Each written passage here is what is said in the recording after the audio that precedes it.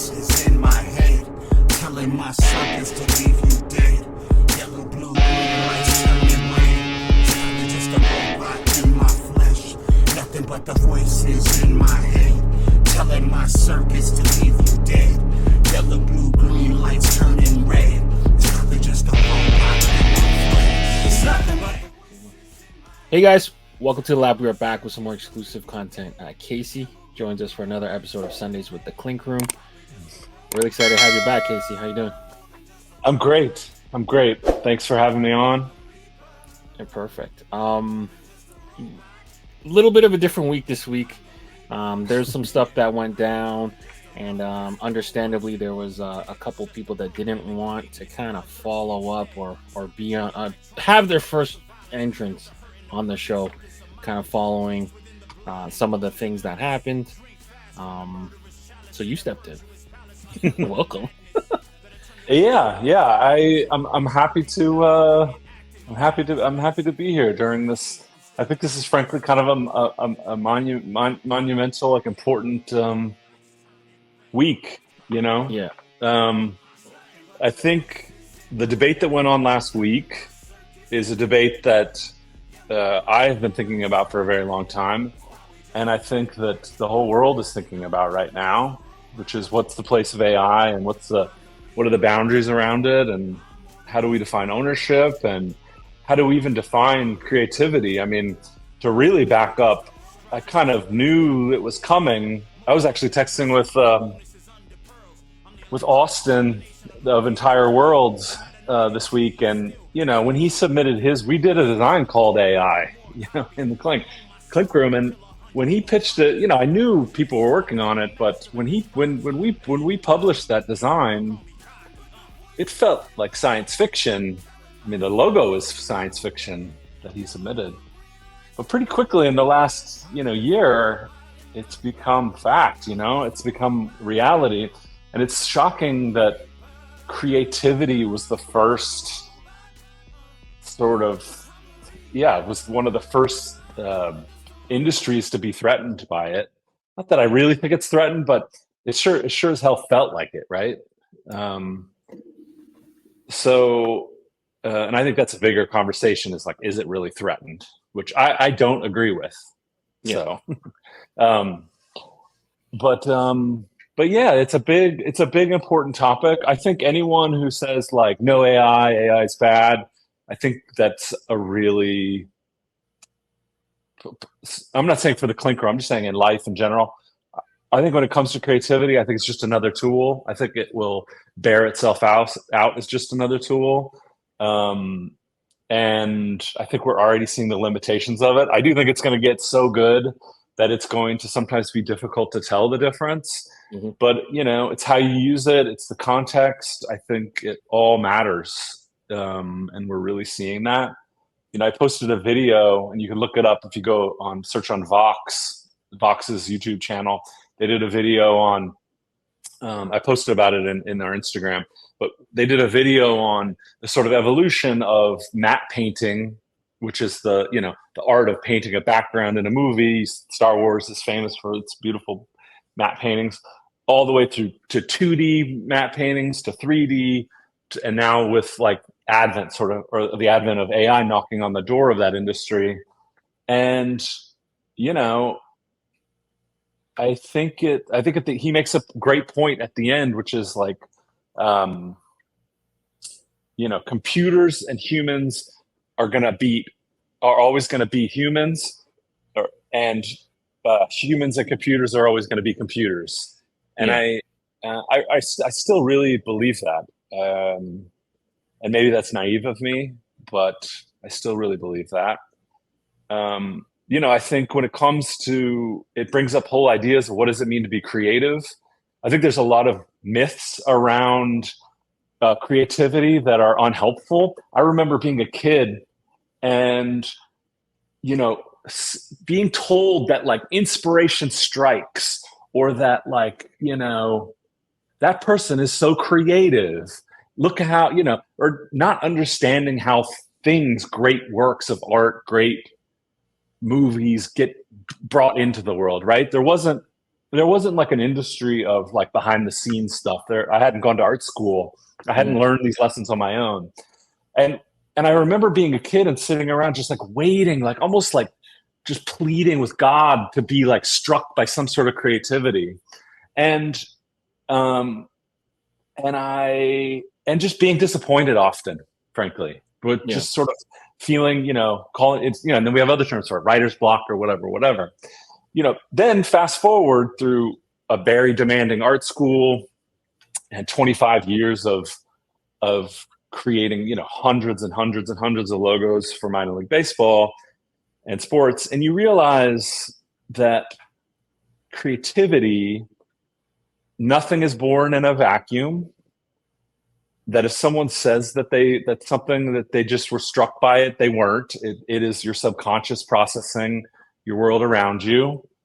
And that the real professionals have to find the inspiration. And you do that by, in my experience, by having a rich life, right? So like having a diverse set of interests, seeing the world, being curious about the world, like searching out for new experiences, but also, frankly, looking at design books. I mean, our studio here is filled with design books, and I love following amazing designers on Instagram or whatever it is. So, it's just, we're all building on something else. And so that brings into AI, right? I think the thing that AI fucks with people is that it's cheap. It requires so little effort, right? So like, even if you copy someone else, I mean, other than like copy paste, right? But if you like really just like copy a thing outright, it still almost requires effort. Now we still look down on that, right? We still sort of say like, oh, you copied that, it's plagiarism. And I look down on that too. But like, I think I'm a student of art history, and my degree is in painting actually. And, I think about like collage, like, when it comes to ownership of something like, I love collage. Collage to me is a valid art form. If I cut up 100 images that I found in magazines at, yard sales and thrift stores around the county, and I put them all together and I add paint and stuff like that, I don't think anyone would argue that that's not art, right? But where does it stop? What if I put 3 images glued on a page? Is that a collage? What if I put 2 on an image? Is that a collage? Now, what about 1? What if I put 1 image, pasted on the thing? Is that a collage? I don't know. I don't know what the answer is. I think we have to decide all this shit on our own. I think everything requires sort of, open heart and open mind, open conversation. I just think creativity is much messier and more complicated than anyone wants to think it is.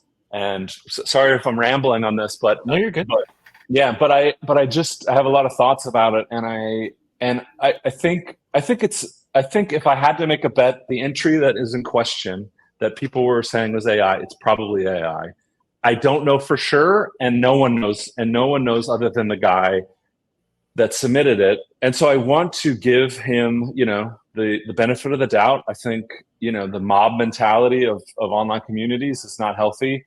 I don't, the design was never going to go into the shop as is. I think the concept is a good one. Otherwise, I wouldn't have put it up there.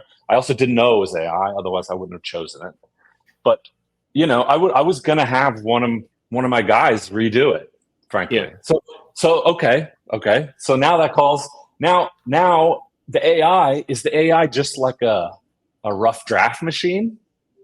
And, what if I paid one of my guys, which I do, I pay, guys to redo logos all the time. There's a logo right now in the shop, the polar beer. It's coming on Friday. We're recording this on a Wednesday. We're on Valentine's Day. Happy Valentine's Day. That design, I paid someone to redo it just because I thought the original was good, but I think it can be cleaner. It can be sort of more simple. I wanted more expression in the cub. There was just a few things too many that I wanted to change, so I had it redone. So like, what's the difference between, I mean, I know the differences. The difference is like, let's say, I think this guy is a designer and could design, let's say it was AI, but maybe he did it on his own. Great. But it's still a rough draft either way. I don't know what is that okay for people that don't know Illustrator to submit their ideas using AI if they state it's AI and then we redo it and make it our own, and I pay a human to actually do it with real creativity? Because frankly, of course we've fucked around with like trying to come up with Brandiose logo. Can you even do a Brandiose style logo or a Clink Room style logo with AI? You can't. I mean, the logo that was submitted, again, to go back to the logo that was submitted, it was not ready for the shop at all. No.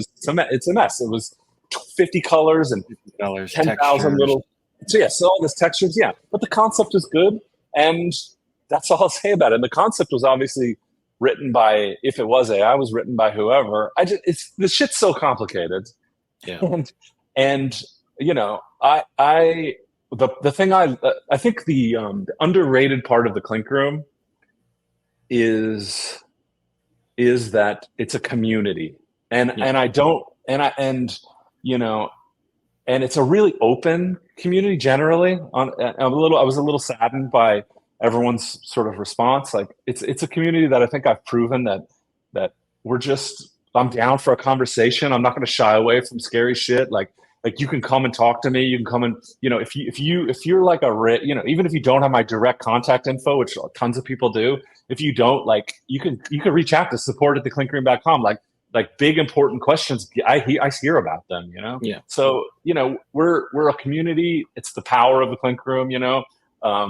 The quality of the designs by our designers is almost as important as, or is more important, but not much more important than like the idea that you posted in your community and people are rooting for you. You know what I mean? It's like, when Aurelian posts something on his Instagram, there's a huge portion of clinkers that are following him that are hyped to see his next thing, or when there's a design that hits the shop by Aurelian this week that he didn't even put up for Critz, and people are just hyped because Aurelian's a great guy. His work is amazing.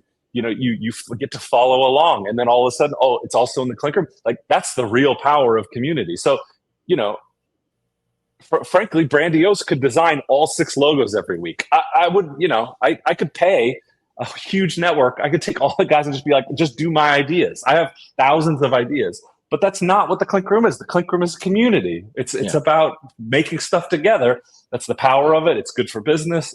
It's what I enjoy most. I don't want to be sitting alone in my studio churning out 6 designs a week, even if I am working with other people. I like the sort of art school chaos, creativity. We're all in this together sort of shit. So I don't know. Again, thanks for letting me. No problem. Like you said, I think it's a very, very complicated issue. Like, we've seen bits of it with stock images and tracing, and this takes it to a whole other atmosphere. I mean, we saw the initial response to AI and AI generated images with a lot of artists fighting back and saying like, hey, I don't consent to have my art style being scraped by computers and spit out and used by other people. But then there are great AI artists out there that have sold their stuff as NFTs, and they have a very, very specific style. So there's like you said, it's not black and white. It's unfortunate that there was a pylon, but I think part of that from people wanting to protect the community, and there is some secret about just organic collaborations with like people that are like concept artists. Like I would think of myself as like more of a concept artist. I would get with an artist and like, hey, this is my vision, and then there's something that goes with that. Creature's amazing at it. Lane is amazing at it. So many people. So there is a risk to just if I just hop online and punch in a couple strokes, does that eliminate that? And then there's the artists themselves that feel so I think it's amazing that you're not shying away from the conversation, and I think there is room for a discussion.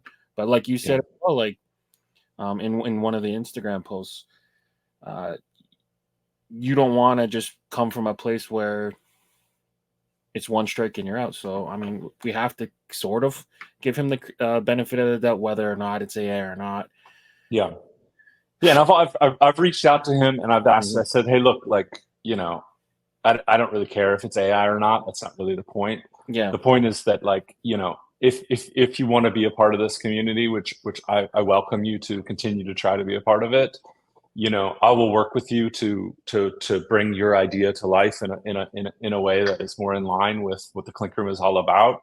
You know, this is not the first time this happens. This happens pretty regularly. And, you know, it's fine. It's shit. It's, you know, people don't necessarily totally understand, you know, where the third rails are, and that's okay. So I basically said, you know, if you want to resubmit, if you want to, I would like it in a new composition, and I want no more than 6 colors. So I've given some parameters. I hope he proves me wrong, and I hope he comes back and shows me whatever. If he doesn't, that's fine too. He can walk away. I also think that, you know, there's been some words. I've heard some words that he's been kind of shitty to some people. That sucks too. I would encourage. Look, I mean, no one gets more fucking shit than we do. we're the hub of it. I want to encourage people to use the block button. It's an amazing tool. It makes life amazing. You should never win those arguments. Usually, people should not be shy. You will not win an argument online. I don't care how right you are. Like, you will feel shitty. It is not worth engaging on. It is something. It will make your life amazing. Just block people if they're being shitty to you. You know, I hope that none of this is true and that it's all blown out of proportion. I'm not making any accusations of anybody, you know, of designers attacking the artist in question. I'm not saying that the artist was attacking. I don't give a shit is the truth. I don't give a shit. Keep me out of it. Yeah. But like, if you feel like you're being harassed at all, block. If you want to participate, like, come on back. Like, you know, it's you know, it's a big family, and we can discuss things and disagree and sort of figure it out on our own. And yeah, anyways. But fun times. So fun times. Yeah, man, it's good shit. I mean, I think people thought I was like sort of like worried or freaked out about it. I didn't give 2 thoughts about it.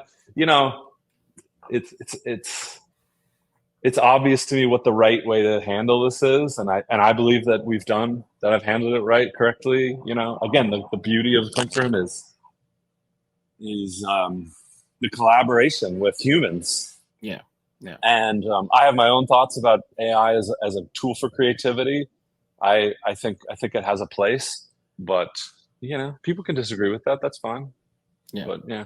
There's always going to be things, you know, that you could use it for, potentially composition, poses, totally. Quick ideas and stuff like that. Well, here's a big reveal. The front page of the Clink Room right now has AI on it. Find it. Yeah. I mean, I'll tell you what it is. We you know, when Omar, you know, who we pay to make us all those amazing images that you guys see, you know, I asked him to make them vertical, which is the main, you know, format we need for the phone, because 95% of our customers' clinkers are on phones. So I may have them make a vertical. But, you know, when we design a banner for the website, it needs to be wide sometimes for desktop. So usually how these like banners are set up, I have an image that's scaled and proportioned for mobile, and an image and scaled for tablets and desktop.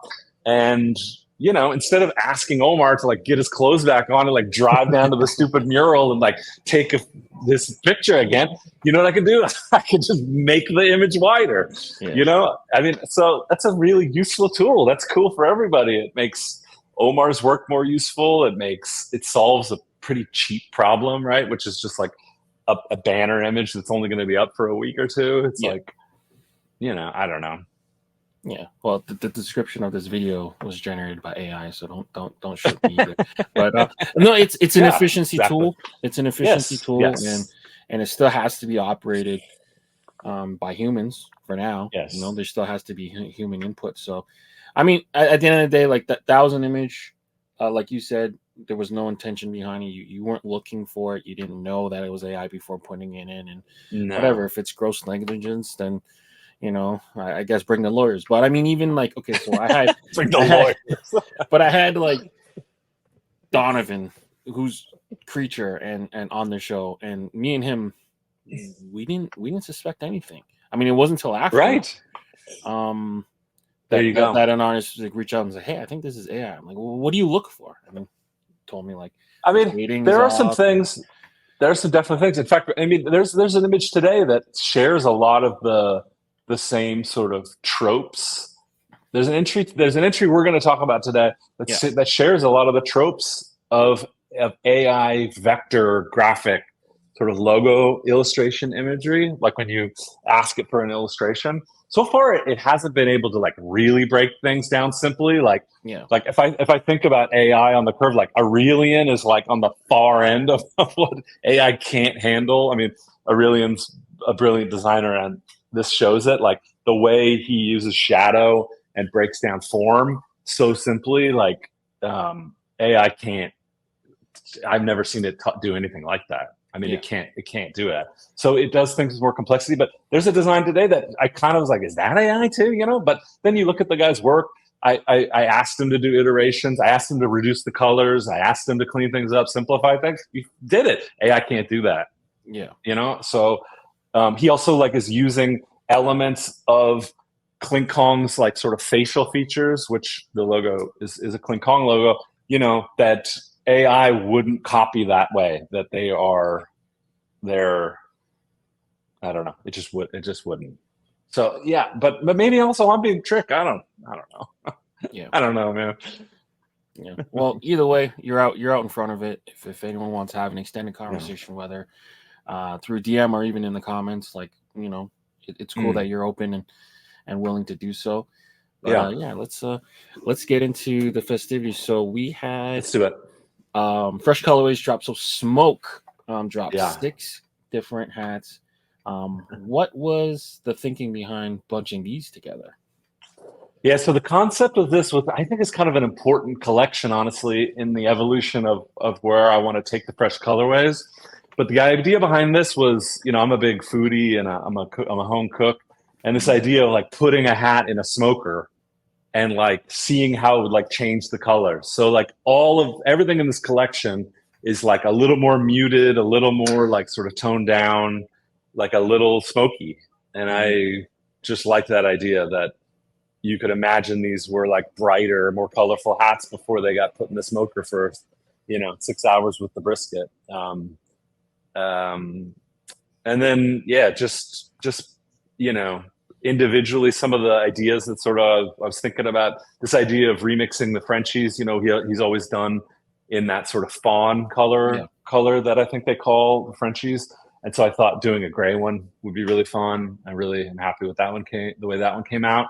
And then Tropic Kings, kind of like a night, like glowing, bioluminescent sort of purple colorway. I don't know. Very cool. Those are two that jumped out at me. But let's I put them on separate slides. Let's break them down. So we got Tropic Kings, the ones that you talked about, Old Ways. And Old Ways is so good. I mean, that's just one of my favorite logos we've ever done. And I love a good Texas orange crown. The Moon Goddess. I think that's in hand. It's one of the just coolest embroidered pieces that we've done too. And I think it's so unusual. And this one also has kind of a moon glow, like glow of the moonlight sort of vibe to it. So I thought that jived really well. That's why that logo was chosen for this collection. Yeah, now that you've kind of broken it down, it's kind of cool to see. It's almost like you applied some type of filter on all. Yes. And dude, I got more of those coming. I just placed an order this week for some that almost feel like it's like messing with your head when you look at them. They're really cool. Yeah. Nice. And then the other 3, we got Offering, Frenchies, and Snakebite. Yeah.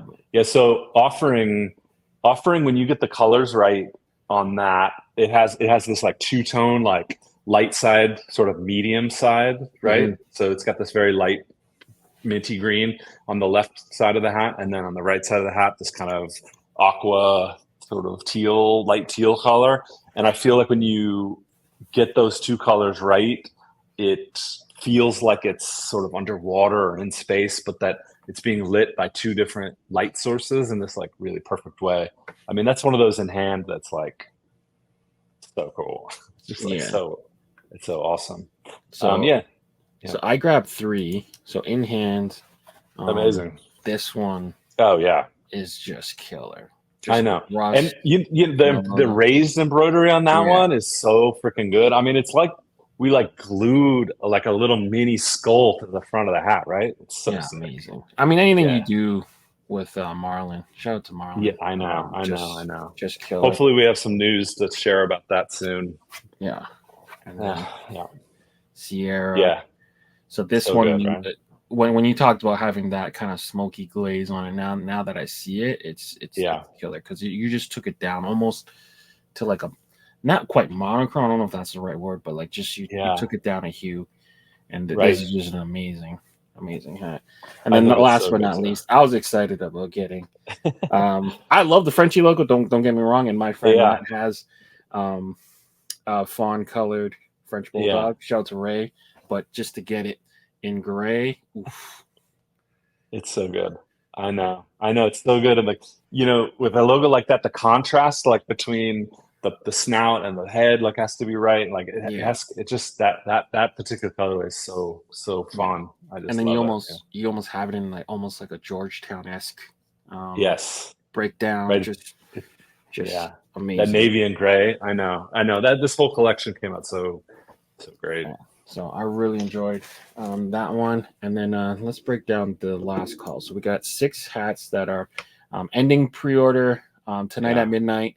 Then they get sent to production. So the first 3, Crusader, Intactations by Phil and Creature, and then Killer Waves. Wind Studio. What are your thoughts here on these ones? These are also great. I mean, these are 3 of the juggernaut designers that we have in the community. Amazing stuff. I mean, Matt Bell has been on fire lately, just like blowing my mind, like with his stuff. Some of his stuff is a little too close of references to other pop culture materials. I have to avoid it, but I still love to see it, and I wish I could do it all, maybe someday. But anyways, this one hit, and I was just like, this is so rad. And Incantations is amazing. I just think it's perfect, kind of silly, fun, weird goofball, but it's it's going to embroider great. Phil style design. There's a new Phil design coming out this week. Actually, I'm super excited about it. I think I'm pretty happy with how it came out. It's going to be amazing. And then Killer Waves is just amazing. I mean, Wind Studios, the guy's a beast. Joseph is like king of the crits, man. Yeah, he's unbelievable. So, and his stuff always embroiders great, and I love his looseness. I mean, these are 3 great examples of like 3 to me like quintessential Clink style logos, but all done with like really different design style. I mean, Wind Studios is like much looser. Phil's is this like incredible volumetric animation style, and then Matt is like just like clean, sharp, like. He really understands character, volume, line weight, all that stuff perfectly. So it's really exciting. I'm so excited for you to build kind of like these subsets or sub collections within designers and kind of have that bend on it. So like Matt Bell's on this like a fantasy Diablo style like kick with like the different types of characters, like you see mage and necromancer, crusader, he's got all the different, he's building a little like army out there. It's so cool. It's such a rad concept. And actually Matt is going to, along with a big other group of designers, are going to have a sort of like a takeover week coming up in March, where they pitched me a concept for a whole week where they took over and took all 6 slots of the week, and the work was so amazing. I was just like absolutely floored. I can't wait to unveil it. But talk about like a unit, like a cool collection. Like this is going to be epic. Yeah.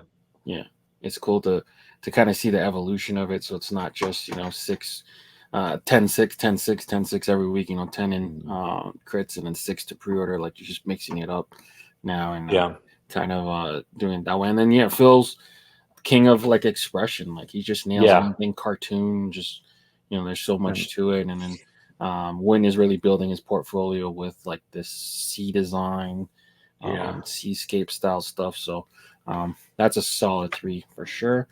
And then the Definitely. next 3 we got California Poppy by Raphael, The Watchers, and Foxy. Another 3 Yeah, solid I mean, design. California poppies is on a breakneck pace sales wise, like just unbelievable, like just crushing, and has crushed for like weeks now. Mhm. I pitched Raphael this idea.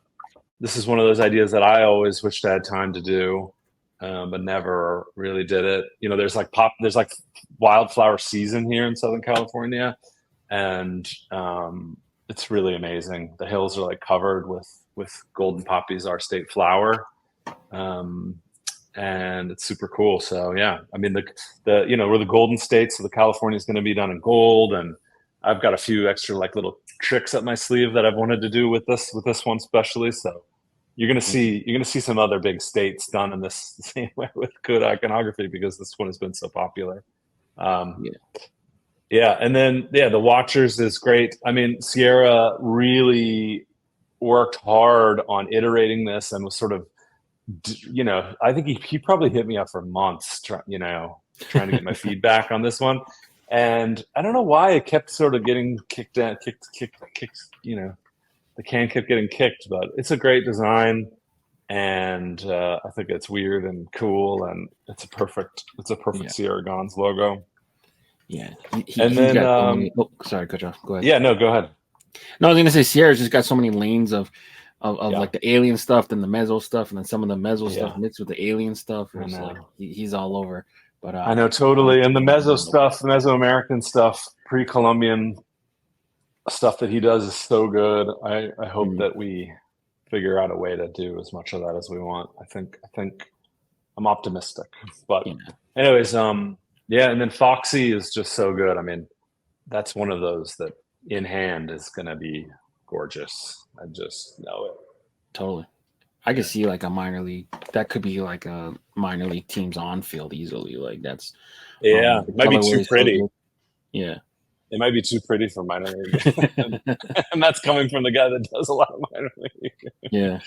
No, it's just one of those like beautiful logo, like just beautiful, right? Like Yeah. It almost feels like a 90s fullback, but then modernized with like yeah, this era's technology with the details and the lighting and the highlights. It's you know what really this hat would be good for? A first date.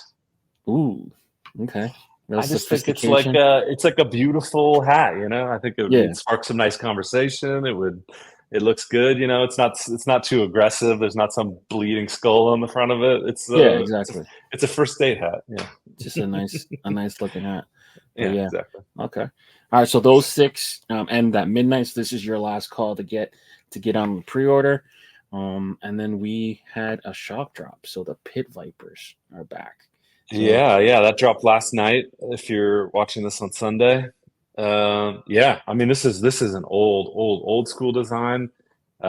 Chad Stilson, I mean, he's done so many logos that people freak out for. I mean, he's the author of the original Skull Chief that Hat Club used to run with a lot. He's such an insanely talented designer, and it's cool to be able to reissue this one. that was I mean, back anyone when he was that just the chief, right? yeah, well, he did the Chief and the Skull Chief. He did both of them. But yeah, and this is an amazing. I mean, these two are two of my favorite that we've ever embroidered. They look so good online, or in real life, not online. Opposite, but yeah, just really fun. More like it's a continuation of the Scanners collection, where we're releasing the regular and then the X-ray version, kind of in colored up versions. We have one more in this collection of Scanners before we move on to a different theme for these shock drops. But yeah, I'm pretty excited for this one.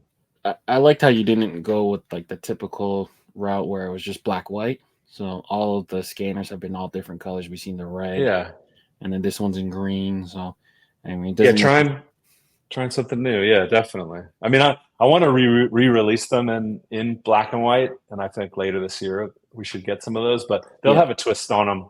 They'll have a twist on them on those X-rays that'll make them unusual compared to the OG release. But yeah. Chad definitely one of the ones that got highlighted. I think when 2.0 kind of got relaunched, he's just master at logos and iconography and just really, really 100%. professional guy to work with. I love his work. So anytime we get to highlight him, and we'd love to see him back too. Like he's one of the most iconic dragons. And I know. No, it's Chad coming back is in the works. Okay. All right. Yeah, lots of good stuff with Chad. Yeah, coming. Okay. Cool. All right. So hopefully you guys got lucky, and for those who missed on the initial shock drop, hopefully your size is still there. So the Pit Vipers, definitely one of the highlights for me. 2.0 release is just so iconic, man. Like he's so good. Yeah. But yeah, all right, let's get into the crits. So okay, cool. Number 1, Rhino Wrangler, Cactus Bomb. Yeah, man, this is so cool to me. I just think this is so weird and unexpected, and it's one of those, like, this is first week when I like sift through all the designs. This is like a first weeker to me, which is just like I love it. So I love the circle background. The only thing that I would change if it does get drafted into the shop, I might set some of the colors, the highlights on the Rhino and the highlights on the Cowboy. I might set them as a little bit darker so that it's more mysterious of like a silhouette, because I think that's such a fun reveal that it's like a cowboy from a medium distance riding a horse, and then you get closer and it's a Rhino. And I think you could lean into that reveal by making the dark, the highlights darker so that it's almost more of a silhouette. But and maybe adjust some of the color, the visor colorways to be a little bit more of a broader appeal. But I think it's awesome. Great concept, great execution. Yeah. I think you could flip the visor to like a navy, almost like a denim indigo type colorway. Maybe tilt his head a little bit so that way you get more of like a 3/4 view, so you can get more of the face maybe. But it's a cool concept.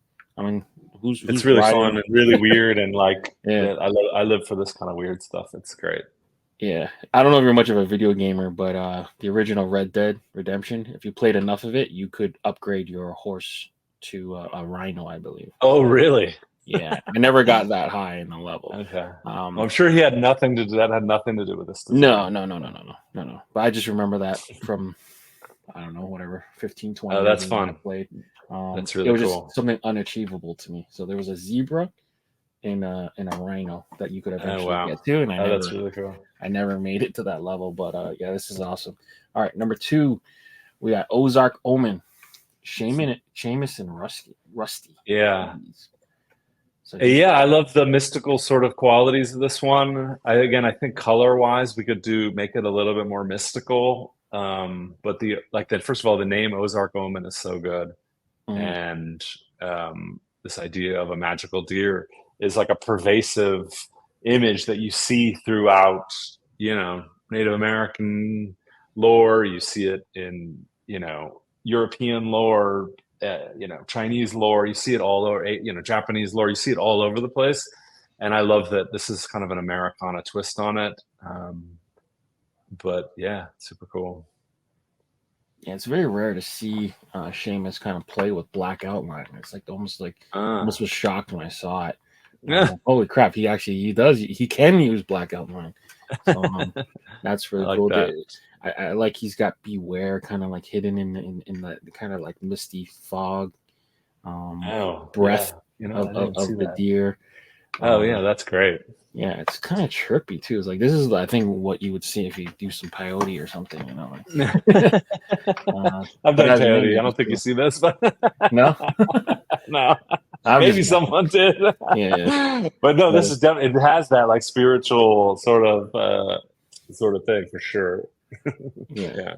He's just rocking the colorway too, so like that dark green with that kind of almost a lava red, right? It's just really smooth.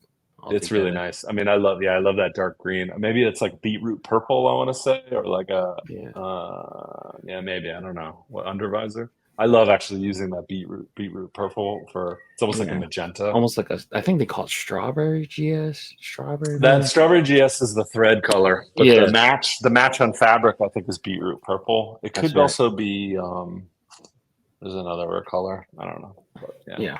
Again, two in the leads, but yeah, definitely nailed it. I like it. Number 3, GraphCon. Rob Smith. Yeah. I think this is a new clinker. First time entrant. That I always like that. I like, I like to give new voices a place. And I just thought this was a really cool, unusual execution. It had like a real energy to it. It was, it's rebellious without being too like aggressive or dark or anything like that. It's him holding the roller in his foot, I think is super cool. Him coming at the viewer, I think is rad. So I think this is great. Yeah. Rob is like kind of known in the hat and pin community. He's like kind of like this. Oh, great. He has like this really cool pigeon motif that he always uses. Oh. And I think he's like a New York guy, so he's always doing like different pigeons and stuff. Oh, that's awesome. Okay, good. Well, maybe if I misspoke and said that this is not, and this isn't his first entry, I apologize. It might be though. I don't think I've really seen maybe, him do too much Clink stuff, but he definitely is in like the pin and hat community. I love that. Well, I'm thrilled to have him a part of Clink. Welcome, Rob. Yeah, it's rad. We're really happy to have you. I think solid this is a great artist. logo.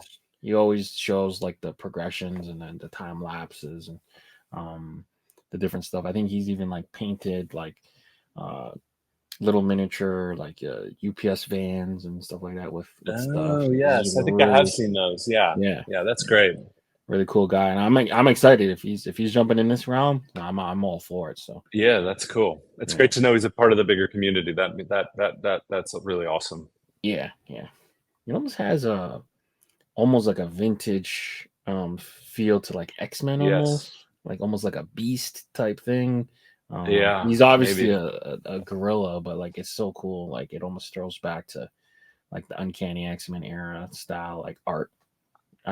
I think this will do killer, especially with that big X. You'd probably run that. Would you run that raised or run that flat? That X. The X would be flat for sure. Yeah, but then you raise the gorilla. Yeah, but you would, just because it's flat doesn't mean it doesn't have to have dimension, right? I mean, no, you punch. I mean, the big block color like that is so great because you get to fill it. You get to make drips in there. You get to make streaks. Yeah, it's a great storytelling opportunity. Different levels of texture too, almost. Exactly. Yeah. I can see you going crazy with a logo like this. This is real cool. All right, moving forward. Number 4, the Katana. Wind Studios back. Yeah, man. Again, king of the crits. Then this, I think this is a recent-ish design. I mean, one of those like first week that it came across my desk, I knew it was in there. It's such a cool logo. I mean, it's badass, right? I think an underrated formula for Clink is like, what's 2 things that are dope? Yeah. And can we mash them together? Yeah, it's almost like a mishmash of so many things. Like you're used to like a Anya mask with the dagger, but then this time it's a whole sword, and then it's got I didn't even get that reference, honestly. I just thought it was even more simplistic than that. I think you're right about that reference, but I just think it's like it's got a killer tiger, and then it's got almost like an army. Rifle green, olive. This logo should be on like a satin jacket and like worn in like a Quentin Tarantino movie. That'd be badass. I mean, art wise, I have not much to critique about it. I mean, it's beautiful. It's beautiful executed. He's a badass designer. He's great. Yeah. I'd probably fight him a little bit on the speed lines. Maybe just keep it to one side, make it just come one way. But other than that, maybe I think he's trying to do kind of a signature thing, which I'm not against. But I think this one doesn't need it. I would probably remove those. But But all right, Wind Studios back. All right, let's see number 5, Square Body, RE Rick Clifton. What do you think of this? Yeah, I love this. I actually just sold my Square Body Ford 1969 F250. Oh, I live near the beach, and it just was eating it alive, the salt water, and I felt guilty every time I looked at it that it wasn't that I didn't have a better spot for it to preserve it, so that's why I sold it. But I'm a big fan of this era of trucks. This is kind of like an amalgam of a bunch of different trucks from this era, Right. and I love that, and I just think it's badass. Yeah. I mean, yeah. So yeah, Rick Clifton here. He's entered the he's entered Clink from like a totally different angle, and he kind of is on a corner that no one else is on. And dude, I'm all for it. I'm gonna reward that for sure. He he's obviously super talented, but he's not afraid to like fuck with his style. You know what I mean? He'll like really push. He'll do these like very kind of heavy, thick line, sort of flat, dimensionally flat logos, like the one he's got in the shop now, the Fan for Life. He'll do that, and then he'll do these like very dimensional ones here, like this one. These like very illustrative versions. He hits like a bunch of different subject matters. He's a great addition. I'm super hyped for all the stuff that he's coming in. I have a few entries that I can't wait to put up for crits from him. So. Right. The Fresno Grizzlies lowriders. Did you work on that project? No, I've worked extensively with the Fresno Grizzlies. Okay. We've done some things around that identity, but around that lowrider identity, but we didn't work on that specific logo. They have a great in-house designer. I'm struggling to remember his name, but he was great to work with. Their current identity, we did in collaboration with their in-house designer, and he's one of those guys that like in Fresno is like a known guy, like, right. And the team there gives him a lot of leeway to sort of fuck around and like do shows, create weird merch, like really cool guy, cool that the organization like sees that he's like really relevant.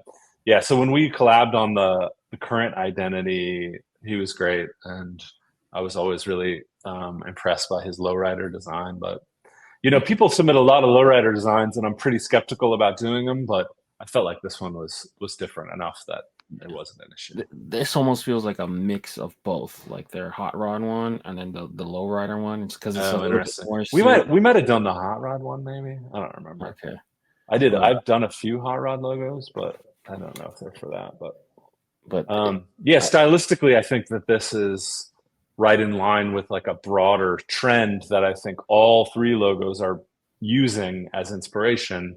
I don't think that the lowrider. In fact, the lowrider style to me is more cartoony, which to me like helps. Like it helps with that movement. That's what makes that logo so great. Yeah, where this one feels much more like lowrider magazine style illustration, like much more done with like a ruler. I bring that up because I feel like Rick is really good at taking his design and thinking forward. Like you brought up the Fan for Life one, and the most obvious one made it to the shop, which was the black and white one, and got the really cool side patch. But then he started coloring it into different themes, and I'm like, whoa, like this can really turn into something. Yeah. In the same way how this is really cool in its current sense, but I could see this being remade with a red car, a blue car, a green car potentially. So I just think Rick has that. I think he's starting to see, and like you said, he's kind of hitting his trend, but like he's starting to see in the future, like how can we recolor this? How can we bring this back in different type of colorways? And I just like the stuff he's doing. He even got the little the little shout out there with the C emblem there on the symbol for Clink, and I just think he's kind of hitting his stride. So I think it's really cool too. Now I'm super happy with this one. Excited. Yeah. All right, moving forward. Flora and Fauna, Levi and Onokai Kill Cult. Interesting name.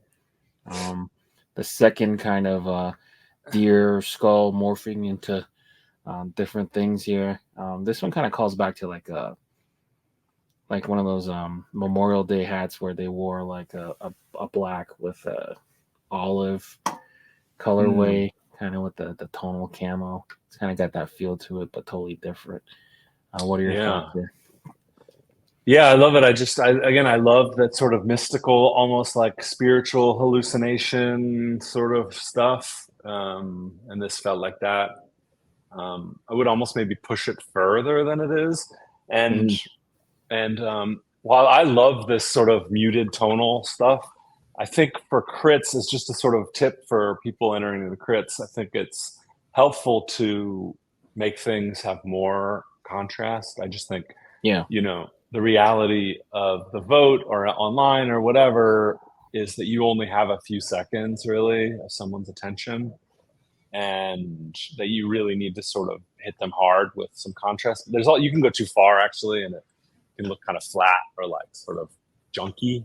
But I think for this one, like going with a black would be good, black outline, and maybe like some more sort of mystical sort of elements maybe, or maybe lighting it in a different way. But I just really liked the shape of it. I thought it was an unusual shape. And I'm kind of a sucker for deer stuff. So. Yeah. Deer and buffalo. The symmetrical logo kind of nails it. The only thing he's got to worry about, he's got to worry about a little bit is like if all the detail rests on the seam, like you kind of put a little bit of a risk in maybe. I'm not worried about that. I'm worried about it being too tall, frankly. I mean, right now it's way too big for the front of a hat, which is another actually good tip to entering crits is like you should make the logo like a little bit bigger than it probably could be. I think almost everyone does that anyway. So that way you just get more. If you're already doing that, don't do it bigger than this. This is almost big. But I do think you can adjust some things, some compositional things that you can lower the antlers to make it less tall. I've said this 1,000 times, but the hat canvas is a very wide canvas. It doesn't feel like it, but it's very wide. So anything that is proportionally more tall than it is wide you have to just be really careful. 100%. And it gives yourself a lot of advantages embroidery by tilting things or just lowering things. So. Yeah, exactly. All right, good job, flora and fauna. Taking back my biology days in high school. Yeah, it's a great name. Hooded Oriole, page reception. What do you think? Yeah, man, the guy. I love to talk about that. Like doing a series page with his birds. His kind of realistic birds. But this is like a departure. I guess that's not true because he did the painted perch, and it was like dripping paint. So there was like some surrealism injected into some sort of the Audubon, like very beautiful illustration, kind of naturalistic illustration. He had Wild Card here too. Kind of crazy too, right? Wild Card. Yeah, Wild Card is another one of those. It's like I think it's a cool lane for him. This mix of, like I said, this like really naturalistic, accurate, like anatomical illustration with like a surrealist element. I think it's super cool. And I'm not an orange person, but I thought this colorway was rad too. I thought it was great. Yeah. Well, it's like that whole two named team that you guys almost single-handedly behind, just with the two words for the animal, like the Iron Pig or the so he's like the Hooded Oriole. So literally Sky Carp or whatever. Like right, really cool, right? Really I cool. think it's in a world where it's very noisy, and if you're going to do something new, you have to be really loud. That adding those descriptors or finding something, we didn't just add those descriptors. Of course, I'm not saying you implied that, but we tried to find descriptors that were evocative, that could tell a bigger story. And this is totally one of those. It's awesome. And of course, execution is amazing. Yeah. Awesome. All right. Good job, Kyle. All right. Crack Open Kong. Raphael's back. He's got the beer tab. I mean, this one's screaming for the beer side patch, but we can get into 100%. 100. It's got to have the beer side patch. This one. This is so clever and so fun, and I just think it's awesome. Did you ever have to collect the tabs as a kid for the pop or the sodas? No, we collected can. We didn't like walk around and collect them, but we would like save all the cans that we had and like crush them in the garage, and then like take them to get change or whatever. Right. In Canada, would you collect the tabs? I think when I was a kid and going in school, they would ask like the kids to save them and bring them in, and maybe just because there was like a big push, maybe they use it for like wheelchair parts or different stuff like that. Interesting. So they would like recycle the aluminum. I see. Yeah, recycle just the tabs. So they would ask. No, I don't remember that. No, we did. I think we collected box tops. Like Kellogg's would have like a box tops thing where you brought the box top in and collected them. Your school would get some cash or something like that. Right. But no, this this is going to look so good embroidered. It's going to pop so hard on an all black hat. Get some metallics in there. It's gonna great use of negative space too. There's no real outlines. You just got color on top of color. It's just color on top of color, yeah. And the spread sort of very aggressive and smiling. It's a perfect logo. Yeah, I'm for it. I hope he, kind of flexes this muscle a little bit more, just more witty and has a little. This one has a +1. I think I'm a little harder on him sometimes, where he'll just do like something that just looks amazingly beautiful, but there's not much behind it. So like, oh, here's like a really cool parrot. But this one's is like a really good. Is a big one, big swing for him. Yeah. A big departure, I think. Yeah. So hopefully we see more out of him. Of like course. This. Good job, Rafael. Number 9, Hot Pink, the Wandering Bert. It's got a little, what's it called? Miami Vice feel to it. The flamingos. I don't know what you're talking about. I don't see any. I don't see any connection to any other properties ever. This is totally unique property. But no, Wandering Bird is back. He had a design last week that I thought was really unusual and sort of different from a normal Clink thing. He's got such a great, unique style. I love this. This one just matches. Like you see this and you just picture this to be on a Clink hat. Yeah, totally. It's so fun, right? It's just so fun. Yeah. You can see this being colors are great too. Like the light orange with the light purple, so sick. Yeah, and then the purple with the pink just works. And, he nailed it. Nailed it. Yeah, great color. Great one. All right, and then Sumo Kong, good idea, Ryan, and the Obi-Wan. Yeah, so this is another one that this is that one we talked about that has some sort of things that you see sometimes used in AI. I've really done a lot of vetting, and this is not an AI logo, but and I love this thing. It would be in the shop no matter what, but I'm glad it would be in the Critz no matter what. I'm glad that it's in the Critz this week because it shows how complicated this situation is. 100%. Yeah. I think this is a great logo. I've seen a bunch of versions of it. AI does some iteration stuff, but to me, they're not. They're like pretty. I don't know. They share too much DNA. I've seen a bunch of iterations of this. I asked him to make changes. I've asked him to change color, like decrease colors and complexities. So all hallmarks of a hand-done design, in my opinion. Yeah. And I think it's just super cool. This is like one of those. It's a vibe, Yeah. I think colorway of the hat, I might adjust some things just to have it a broader appeal. But yeah, it's dope. Yeah, I'm with you with the colorway. Maybe just add the contrast to the visor. Mix it up a little bit. But a black visor, right, would be great here. Or yellow. But what was I gonna say? But yeah, it's cool to see him not give up on it because like you mentioned, this is something that he's been working on for a while with the different versions and the different stances, and I think even one of the gorillas had like a top knot, which was pretty damn cool. I just like it when they have an idea, they want to stick to it, and they keep coming back with different versions until it gets in. I love that too, and I love that too, that tenacity, and I really try to reward that tenacity and that sort of stick-to-itness and that belief that that an idea is worthy, and a willingness to like kind of, you know, like start over, like with the same concept. You know, just that to me is like where the good shit is. You know, I always found that when I was doing logos for minor league baseball teams, if they trusted me too much, it wasn't good. Like if they were just like, okay, if I showed them the first round, they're like, okay, this looks good. It's like it never got to like another level. If they pushed back, if they didn't like anything, that was bad too, right? You get some clients that are like, I don't like any of it, or you know, that don't understand that it's a process, right? But then the people that pushed back that it was a true sort of like back and forth, that work always was better.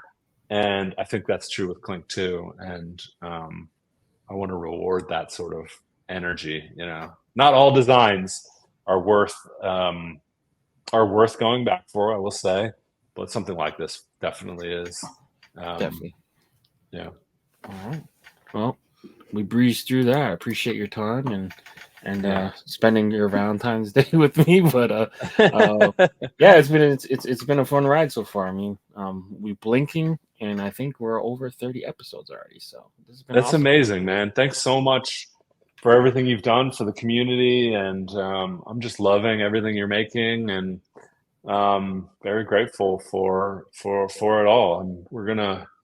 This year is just been an incredible year so far, and we're barely through February. And I'm so excited. Yeah, I'm so excited for everything to come.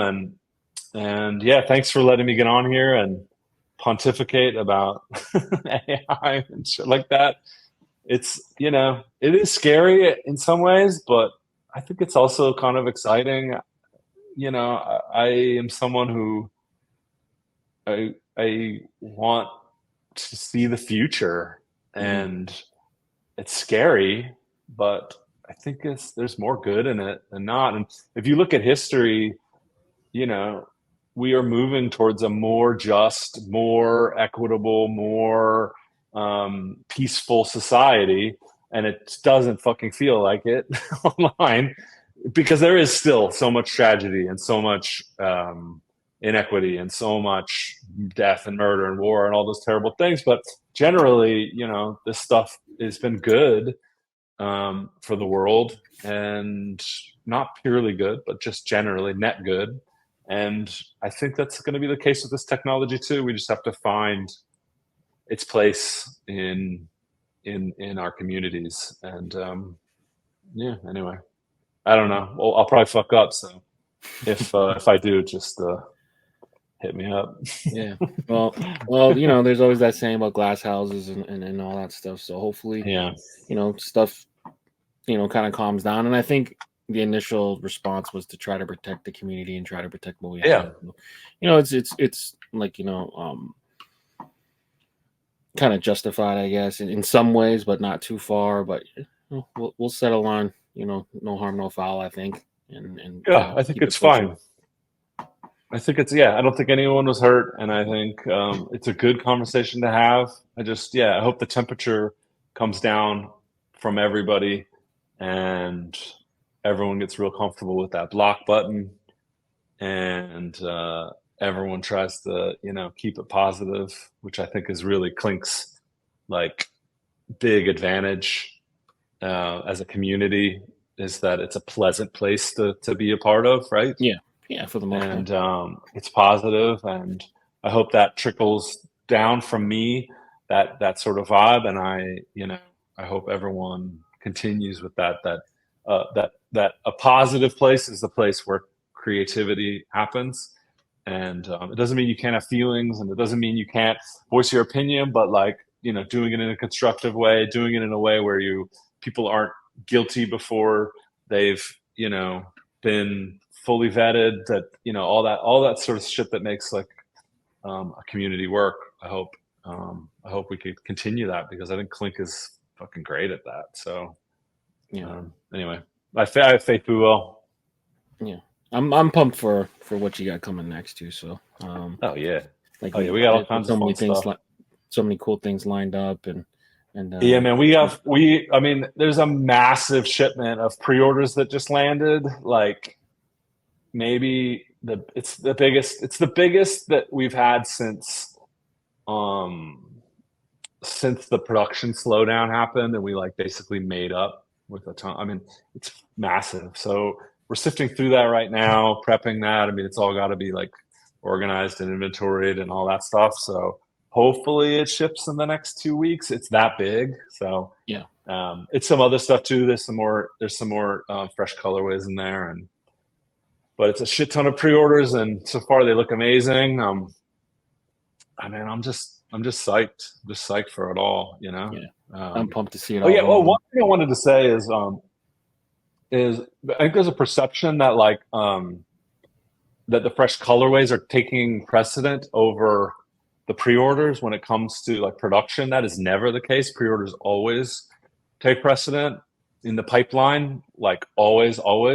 We ship the pre-orders when we get them, or as fast as we can when we get them. You know, when an order like this big comes in, it takes 3 weeks or more, 4 weeks to sort of prep it in order to fully start shipping it. And then it might take you another 2-3 weeks to even get your hat right.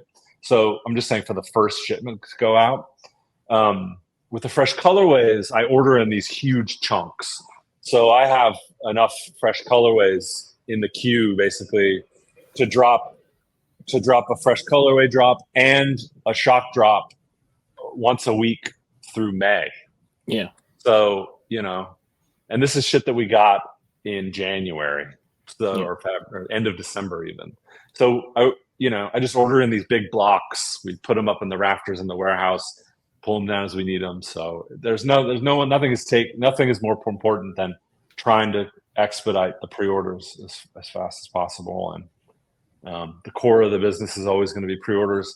It's connected to the creativity, the community, like the whole process of like how a Clink is born is pre-orders are so key to that, right? Yeah. That feeds into the other stuff. The other stuff, it doesn't help you to hold back the pre-orders in any way. As soon as you get them, it's better to get them out. No, the opposite. Yeah. The faster I can get them out, the more perception it is that, the pre-orders come there fast. And, you know, I spend every waking moment basically trying to make it faster. I even think we've come up with a new thing that could shorten it by a month or two, hopefully. Knock wood, no promises. But so much of it is out of my hand, having to do with, you know, Lunar New Year and you know, whether or not like a MLB is starting, or, you know, there's all sorts of shit that's completely out of my hands. But yeah, if all goes right, like that time is only going to shrink. And perfect. Yeah. Well, all right. Well, thanks for spending the time, and until next week, Casey and me, we out of here. Peace. All right, thanks. Voices in my head telling my circuits to